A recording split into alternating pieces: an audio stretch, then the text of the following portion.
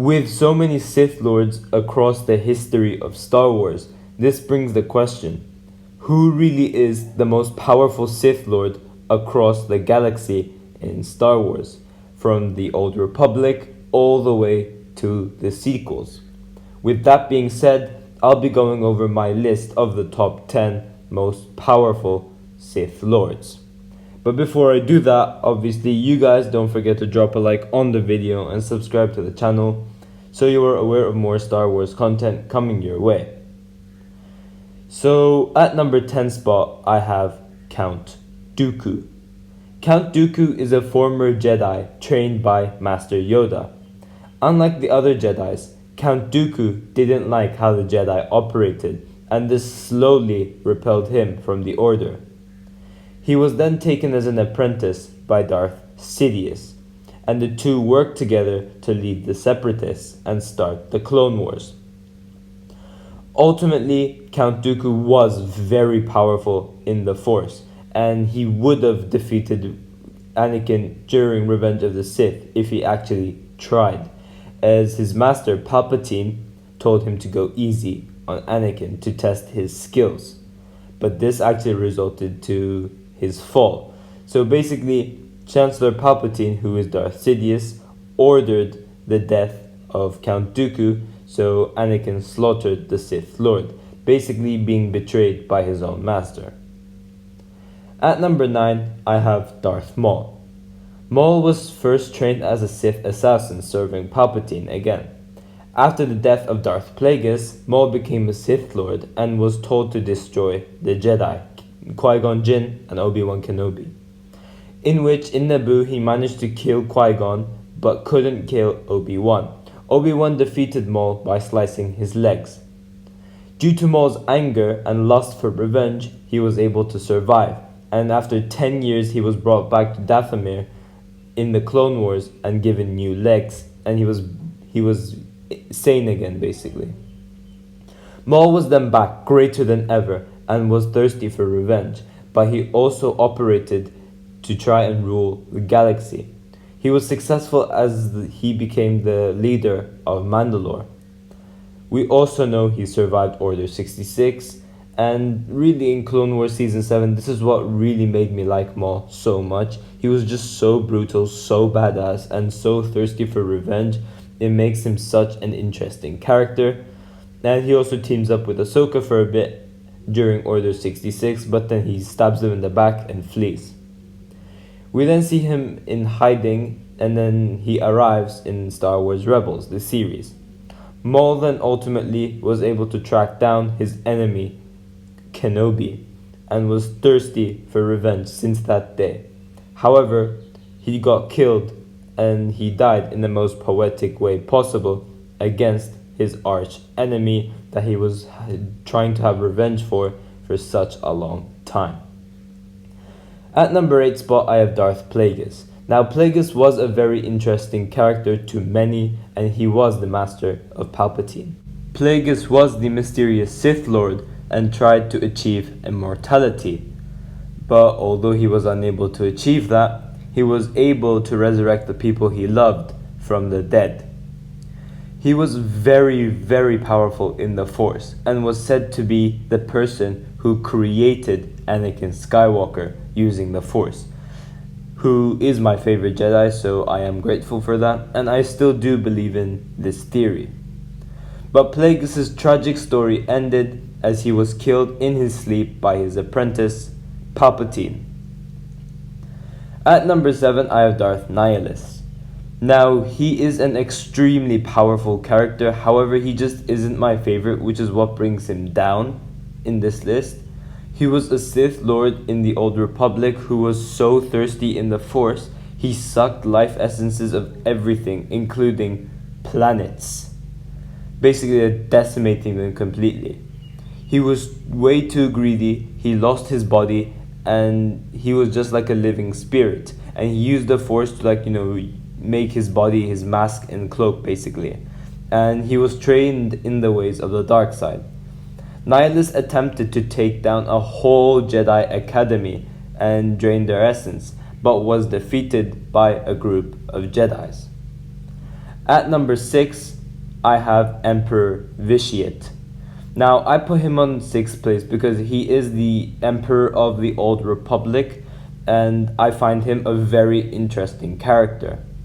What's cool about this character is that he cheated death several times, as he can transfer his consciousness from one body to another.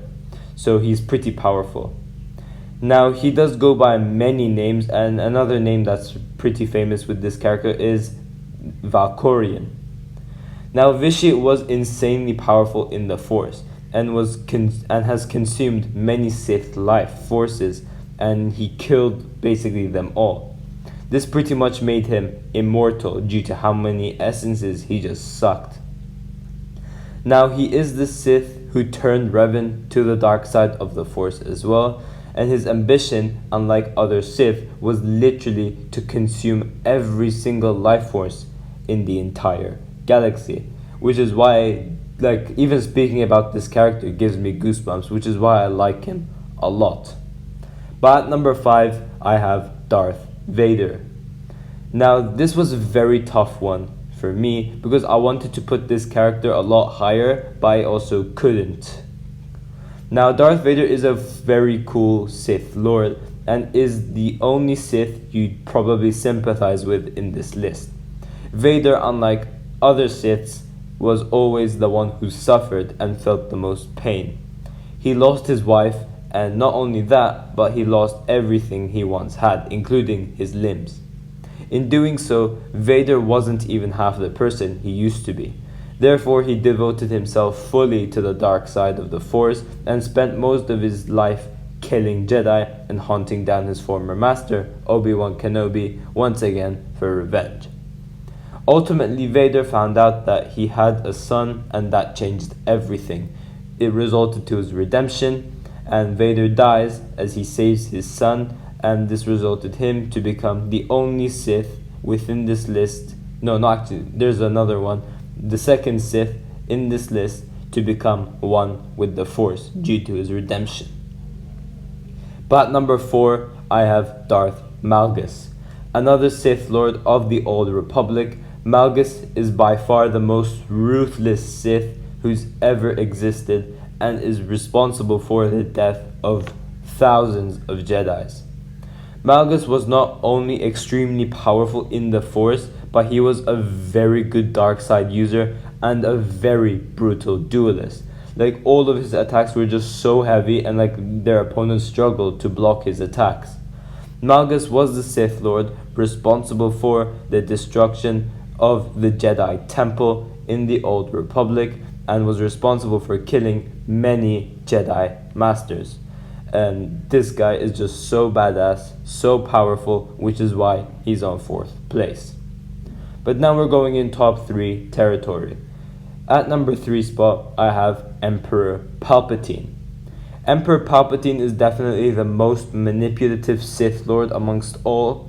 He was able to rise himself from Chancellor to Emperor of the Empire. He was the one behind Order 66 and the Clone Wars. Ultimately, Sidious was very powerful in the Force and could be said to be the most powerful Sith Lord ever. He has manipulated Anakin for 13 years to turn to the dark side, and he and Vader have ruled the Galactic Empire ever since. Palpatine knew Vader would betray him one day, so he set up clones of himself so he could transfer his essences to those clones. And after his defeat in Return of the Jedi by Darth Vader, Palpatine was claimed to be dead, but he was actually on exile the whole time in the planet of Exegol. And this was so his essence could be transferred to his clones, and so he could lead the final order. Palpatine was insanely powerful at this stage, as he had all the spirits of the Sith within him as he was facing Rey. But he got defeated by Rey as his lightning deflected back at him. At number 2, I have Darth Revan. Revan is such a unique character of the Old Republic as well. He was a Jedi who fought during the Mandalorian War and is why he wears a Mandalorian mask due to how much he hates them. Revan was turned to the dark side by Emperor Vitiate and was extremely powerful. Now, due to this, he was responsible for the death of many Jedi and has also been betrayed by his friend Darth Malak. Ultimately, Revan came back from the dead but has a lost memory, but with extreme power. Like, he was like the most powerful as a Sith, however. So he became a Jedi once again and was successful in killing his friend Malak. After a while, Revan was able to get his memories back, and while looking for answers, the Sith Emperor captured him once again. But due to how badly he got tortured by the Emperor, Revan's mind split into two halves, the light side and the dark side. The light side of Revan was obviously someone who wanted peace, and he finally became one with the Force. So he was the other Sith that I was talking about that was able to become a Force ghost. The dark side of Revan wanted to defeat Vitiate, but failed as he got defeated by Grandmaster Sitel Shan. But at number 1, Darth Bane. Darth Bane is a Sith Lord from the Old Republic and is probably my favorite Sith. And although Revan can be seen as more powerful, there's a reason to why I put Darth Bane in first place, which I'll get to in a bit. Bane was the inventor of the Rule of Two, which has been maintained ever since within the Sith Empire. Bane was very powerful in the Force and was a very skilled warrior. Bane and Revan are in fact linked, as Bane used Revan's Sith holocrons to guide himself to the dark side of the Force. With this knowledge, Bane came up with the Rule of Two, meaning there could only be two Sith, a master and an apprentice who's more powerful. This was so they could make the Sith hide in the shadows and gain their power like that, as they're still around. Bane eventually got turned on by his apprentice, and they both fought against each other, and his apprentice ultimately was able to defeat Bane, and she carried on the Rule of Two. However, the reason I put Darth Bane in first place over Revan is that his Rule of Two was successful and was able to turn the galaxy into an empire thanks to Emperor Palpatine. But yeah guys, this is my top 10 list of the most powerful Sith. Thanks for watching. If you guys have enjoyed the video, please give a like and subscribe. Tell me in the comment section down below what you guys think about my list, and I'd like to see yours as well. And yeah guys, I'll see you guys in my next video.